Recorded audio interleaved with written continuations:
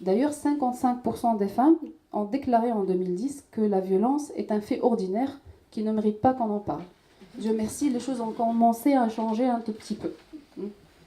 Et puis la femme mariée se trouve face à des stéréotypes sociaux qui rendent difficile pour elle de sortir de cette relation destructrice, comme l'image d'une femme sans homme.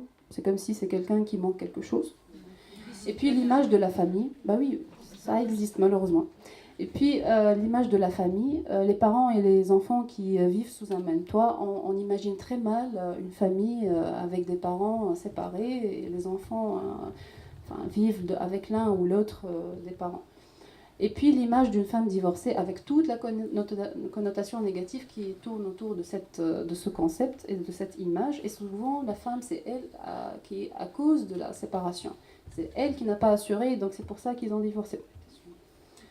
Voilà. Donc, en outre, encore je parle de la loi qui ne reconnaît pas les viols conjugaux, les viols dans le cadre du mariage.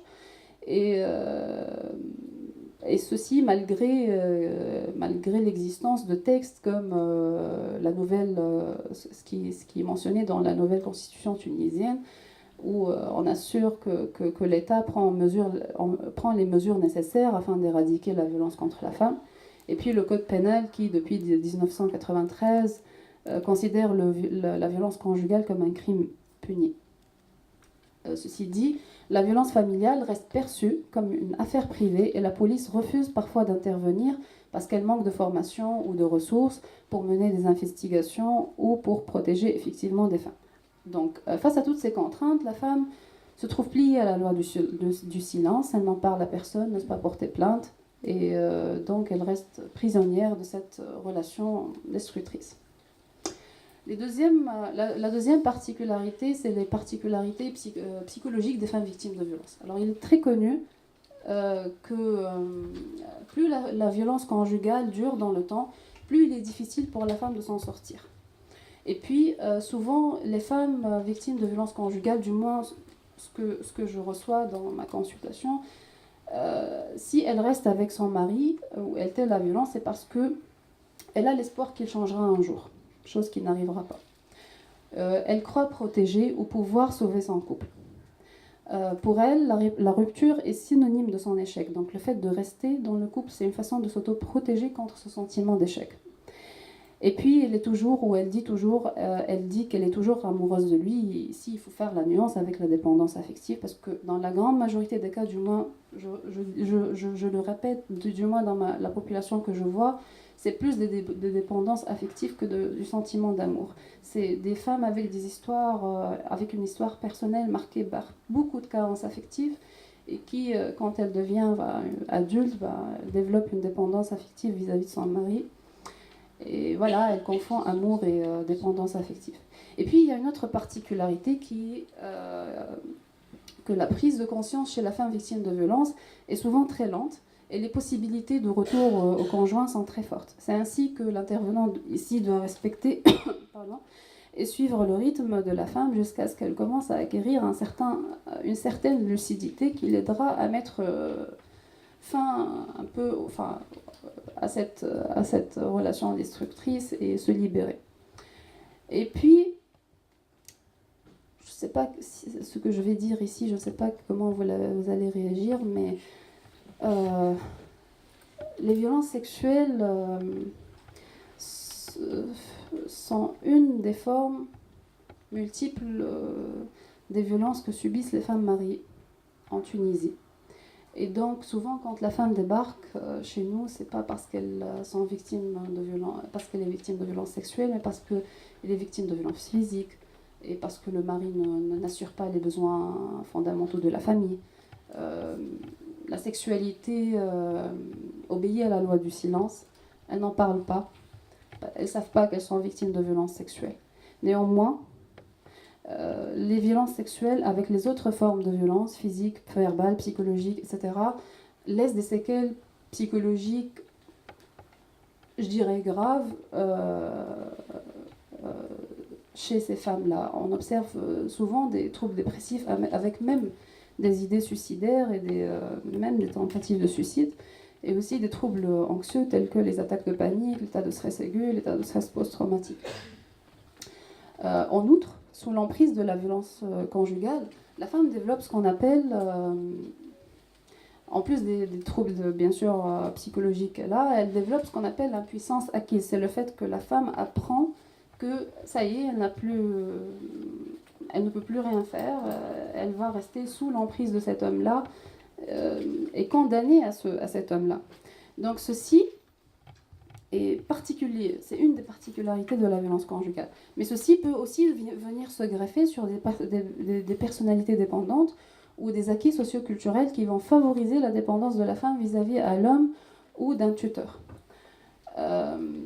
Alors, il est fondamental, bien évidemment, d'agir sur ces troubles psychologiques, mais gardez ce mais dans la tête, je vais y revenir plus tard. Donc, il faut prendre en considération tous ces éléments afin de réussir le travail de l'empowerment de la femme victime de violence. Et donc vous pouvez comprendre que l'empowerment ne peut pas venir en premier lieu ou tout seul dans le processus du travail de la prise en charge des femmes victimes de violence. Parce que si la femme est dépendante, parce qu'elle confond amour et dépendance affective, souffre d'un trouble dépressif et anxieux, a été socialisée pour dépendance et soumission à l'homme, alors l'empowerment risque de ne pas être efficace parce que la femme n'est pas encore prête à agir, à s'autonomiser, à prendre sa vie en main. Alors vous vous rappelez du mais de la plaque d'avant. C'est vrai qu'il faut prendre en charge ces troubles psychologiques, mais mettre en œuvre une psychothérapie en premier lieu peut nous mettre face au risque de perdre la patiente, parce que la psychothérapie, elle est connue, elle est lente, elle est longue. C'est pas évident de travailler dans quelques séances tous ces troubles-là. Même si la psychothérapie peut toucher à des problématiques certes liées à la violence conjugale, mais en apparence peuvent paraître loin d'elle, comme par exemple la dépendance affective ou autre. Donc on a pensé à faire un travail de psychothérapie et d'empowerment en parallèle. Donc certes, il est important de faire un travail de psychothérapie, mais l'empowerment va venir en parallèle en fonction de l'évolution de l'état psychologique de la femme, l'évolution de son niveau de lucidité par rapport aux violences qu'elle subit et sa situation actuelle dans le couple. Et là, c'est très important, il faut toujours évaluer la dynamique du couple, l'évaluation des stratégies de la domination et surtout aussi l'évaluation des risques de la sécurité de la femme et des enfants s'il y en a.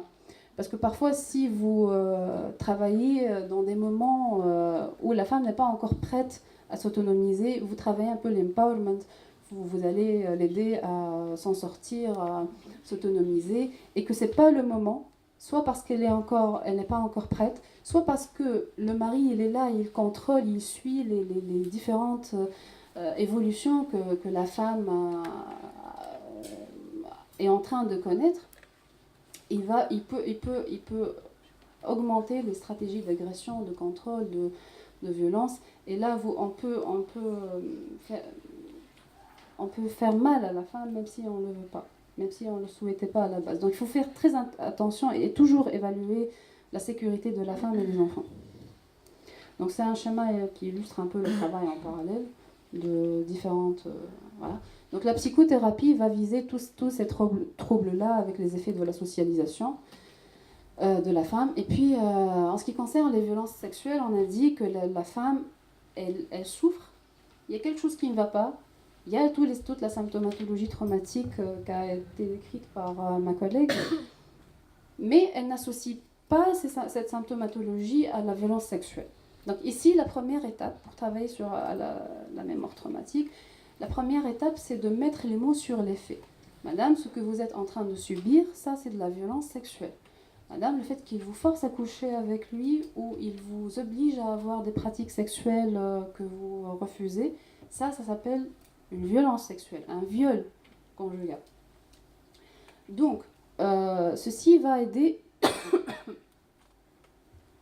la femme à déculpabiliser et surtout quand on explique les stratégies d'agression, de contrôle, de domination de l'agresseur, surtout dans un cadre plus large, celui de la violence conjugale, On lui dit que tout ce qu'il disait, tout ce qu'il a fait, c'est juste pour imposer sa domination et imposer sa position voilà, dominateur, et que vous n'êtes pas responsable de ce qui vous est arrivé, vous n'êtes que la victime.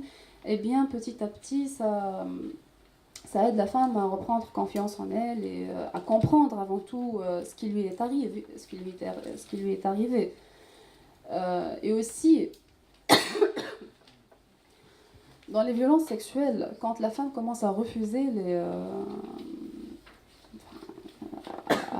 ce que le mari lui fait subir, il n'y aura pas que les agressions physiques et sexuelles qui vont augmenter, mais aussi les agressions et la violence psychologique qui va commencer à la traiter de tous les noms, complexée, pas normale, pas comme les autres femmes. Et puis avec l'évolution des troubles psychologiques, il va commencer à la traiter de folle, qu'elle va voir un psy, t'es malade, etc. Donc ici, il est important d'expliquer, ça a été dit, il est important d'expliquer à la femme que tous les symptômes qu'elle présente ne sont pas inhérents à une fragilité psychologique, parce qu'avec le temps, elle va commencer à croire que c'est elle qui est malade. C'est elle qui a un problème psychologique, ça n'a rien à voir avec tout ce qu'elle est en train de subir. Donc l'idée, c'est de lui expliquer que tout ça, ce n'est pas inhérent à une fragilité psychologique ou à une perturbation de personnalité, mais ce sont des symptômes psychotraumatiques liés à la violence conjugale et à la violence sexuelle, et que c'est tout à fait normal de développer ces symptômes-là.